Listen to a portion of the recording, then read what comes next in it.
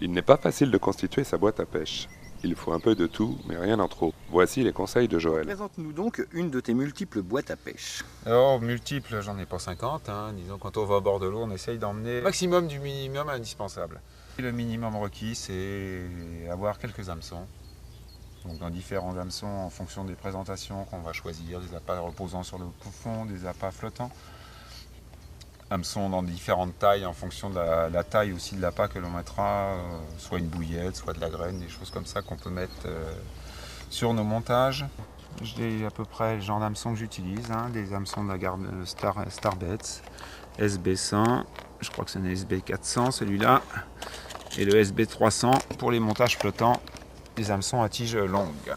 J'utilise ces hameçons, ça c'est pour des présentations sur le fond, quand même des présentations pour des hameçons assez forts de fer, donc sur des pêches dans des endroits encombrés, sur des poissons assez violents, des pêches de rivière par exemple. C'est des hameçons assez forts, une section ovale, donc une résistance à la, vous pouvez le voir, une résistance à l'ouverture assez intéressante due à la section de l'hameçon. Ça, cet hameçon-là à emplomb, c'est pour des hameçons montage flottant. Et celui-là, c'est un hameçon que j'utilise de façon polyvalente, pour des montages soit posés sur le fond ou des montages flottants.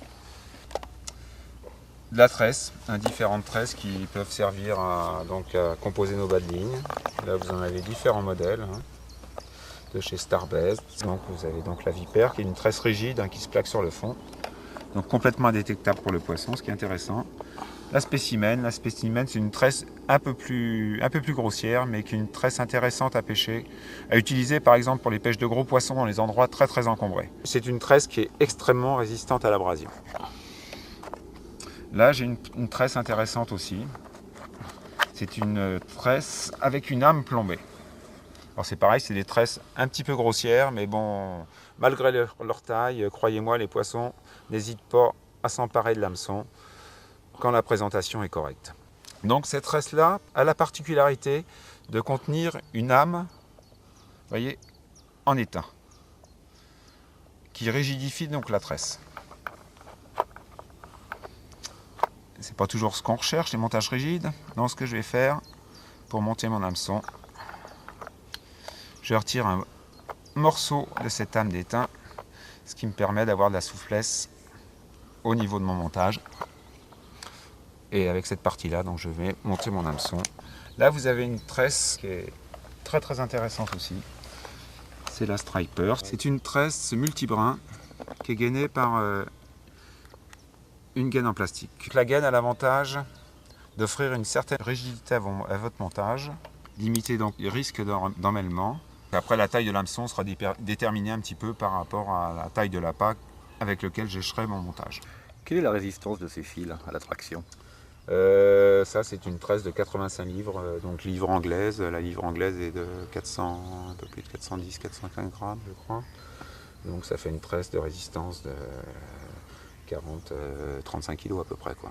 Mais bon, c'est une résistance tout à fait exagérée.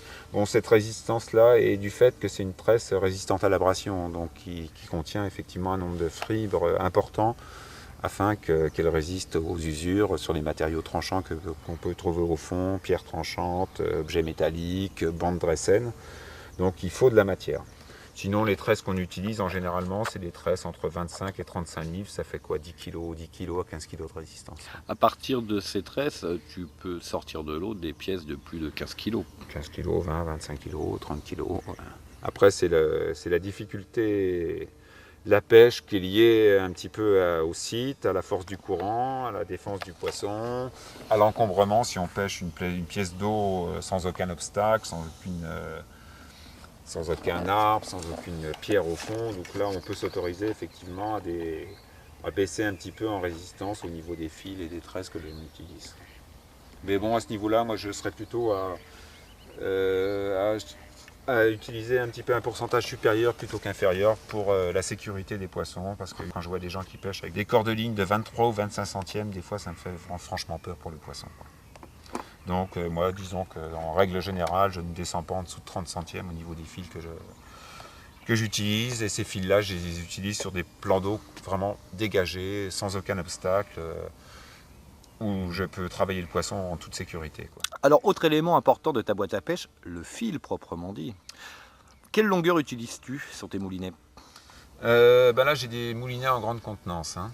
Donc en fonction un petit peu du diamètre du fil que j'utiliserai pour charger mes moulinets, donc la distance de fil sera plus ou moins conséquente. Donc sur nos moulinets nous avons un petit index qui précise que vous voyez le diamètre en millimètres étant de 35 à 37 mm, celui-ci peut contenir 280 mètres donc de fil de 35 à 38 mm.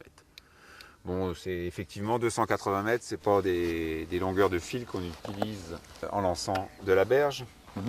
Donc même quand on travaille un poisson, le poisson vous sort jamais 150 mètres de fil, il faut vraiment être à 500 km de ses cannes et donc pas réagir au moment du départ. Bon, le fait de charger à bloc ces moulinets avec 250-300 mètres de fil, c'est intéressant pour la pêche à longue distance, quand on pêche en barrage, quand on va poser nos montages avec des bateaux. Mais disons que tu as un moulinet rempli à 250-300 mètres de fil, on peut considérer qu'il y a 150 mètres de fil qui travaillent, qui sont sollicités régulièrement. Ce qui reste dans le fond de la bobine, sont quasiment... Dans la pratique habituelle de la moyenne des pêcheurs, on a à peu près 150 mètres de fil qui sortent jamais du moulinet. Donc pour quelqu'un qui ne pratique pas la pêche en grand lac, je conseillerais de charger ses bobines grande capacité avec un vieux fil ou laisser le fil ancien qu'on compte changer sur à peu près 1 cm d'épaisseur dans le fond de la bobine pour recharger les 200 derniers mètres restants avec un fil neuf, ce qui est largement suffisant pour pouvoir placer nos montages de la bordure et travailler un poisson du bord. Et moi, dans les diamètres que j'utilise, comme je vous le disais tout à l'heure, j'utilise au minimum le 30 centièmes. Bon, j'ai une bobine de 27 centièmes que je sors dans les cas vraiment exceptionnels, mais vraiment c'est très très rare. Je pêche communément 35 centièmes, 40 centièmes pour les rivières et plans d'eau un petit peu encombrés. Et je peux monter jusqu'à 60 centièmes quand je pêche en rivière. 60 centièmes en direct, hein, non pas une tête de ligne à arracher, mais tout mon moulinet chargé en 60 centièmes. Pour pêcher dans les rivières style Seine très encombrés ou dans les plans d'eau très très encombrés avec des bancs de moules, des obstacles, des bouts à noyer, des choses comme ça. Et donc avec des fils importants parce qu'il y a du matériau, de la matière qui résiste à l'abrasion. Voilà. Après nous avons donc les émerillons qui permettent donc au montage d'être je dirais libre en rotation dans deux sens. Nous avons même des émerillons à anneaux que je vais vous montrer qui permettent encore une mobilité beaucoup plus importante au niveau de notre montage. Donc la striper que je vous ai sortie, la voilà. Donc une trex gainée de plastique souple et qui pareil, quand on retire cette partie gainée, laisse une partie souple sur laquelle on va monter l'hameçon et qui permettra d'avoir une présentation très souple et très libre au niveau du montage et de l'hameçon. Nous avons différentes sortes d'émerillons. Une nouveauté de la marque Starbait, c'est cette année d'avoir sorti des émerillons agrafes, assez intéressants pour des petits montages comme j'ai fait ce matin avec des sacs solubles, des choses comme ça, qui permettent rapidement, par le biais d'une agrafe qu'on fait coulisser, d'introduire une boucle de bas de ligne. Nous refermons. Et ça nous permet, sur une pêche rapide, une pêche au spot comme ça dans l'après-midi, poser un montage sur une manifestation, ça nous permet très rapidement donc de changer d'hameçon, de changer de montage. Et ce qui est intéressant aussi avec ces systèmes de montage, c'est justement pour les pêches avec les sacs solubles. Ce qui nous permet avec l'aiguille à bouillette, donc de transpercer notre sac soluble, de récupérer la boucle de notre montage que nous tirons au travers du sac soluble, nous laissons apparaître la boucle de l'autre côté et nous donc plaçons l'agrafe de l'émerillon dans notre boucle de montage, nous rebaissons la petite bague et notre montage est pêchant. Donc ça évite à chaque fois de faire des nœuds. Donc ça c'est l'émerillon agrafe, qui est un émerillon un petit peu sophistiqué qu'on utilise dans certaines pêches. Donc à côté de cela, nous avons les émerillons traditionnels. De par mes montages, je trouve qu'ils offrent une mobilité, une liberté du bas de ligne beaucoup plus intéressante que le montage plus petit. Bon, là c'est un système qui se monte aussi avec ces émerillons pour faire des montages en potence dans lequel vous allez rentrer votre émerillon. Voilà. Nous allons faire un montage en potence que les pêcheurs en mer connaissent et pratiquent souvent. Voilà. Donc j'ai monté ma perle. et ce montage tourne parfaitement. Donc pour un montage hélicoptère, ça peut être très intéressant, les montages que j'utilise. Et sur la partie d'hameçon donc, qui dépasse, on vient monter notre bas de ligne avec l'hameçon au bout. Ça, c'est un petit émerillon qui offre un plus donc au niveau technicité. Je vais vous montrer un autre émerillon qui est intéressant donc, pour les pêches difficiles. C'est un émerillon anneau. Donc au lieu d'avoir une boucle à chaque bout, cet émerillon en plus se termine par un anneau rond en inox. Donc on va monter notre émerillon traditionnellement, hein, raccordé à notre corps de ligne. Et sur la partie anneau, on va monter notre bas de ligne, notre montage.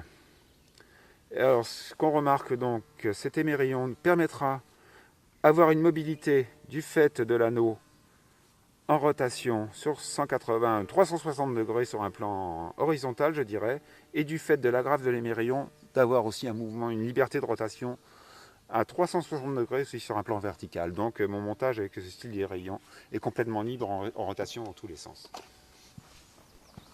Et tout ça afin de ne pas provoquer des points d'ancrage ou de rigidité sur lesquels le poisson peut s'appuyer pour se décrocher.